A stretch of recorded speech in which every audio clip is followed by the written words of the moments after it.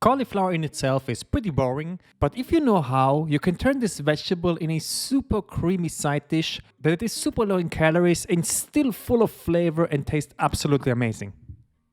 Hi, my name is Felu, and on this channel I show you low-calorie recipes that could help you on a weight loss journey. I will show you how to make a pretty cool cauliflower mashed potato side dish that is low in calories and still creamy, so let's get into this video.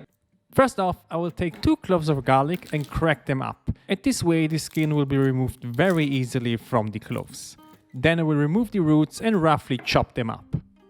Now we'll take 2 small onions, white or red, it doesn't really matter. I will remove the skin and chop them up into slices. Next step is to preheat a pan to medium high heat and spray a little bit of olive oil inside. Then I will add in the garlic and the onions and fry them up. This will take 5 to 6 minutes. As soon as they get a little bit brown, it's time to remove them from the heat and put it aside.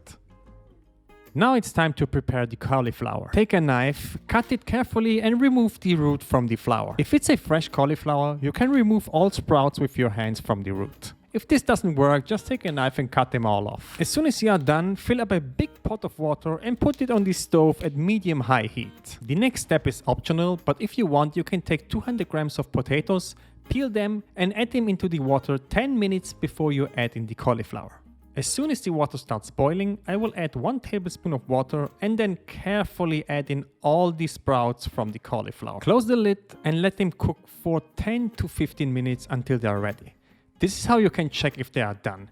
Take one out and put the knife in. If it's stuck like this, it's not done. The knife should go through like butter. This is the sign that they are ready and you can remove the pot from the heat and get rid of the water. Now you will need a blender or, like me, a food processor. First my cooked cauliflower goes in and then I will add the onions and the garlic into the container. Then I will add some seasoning and don't skip this part. I will add in a generous amount of fresh ground pepper and then 1 teaspoon of rosemary. Feel free to eat other stuff like thyme or oregano. To make this very creamy, I will add in 100 grams of low-fat cream cheese and 100 grams of skimmed milk. All you gotta do now is to mix this up until you get the desired structure.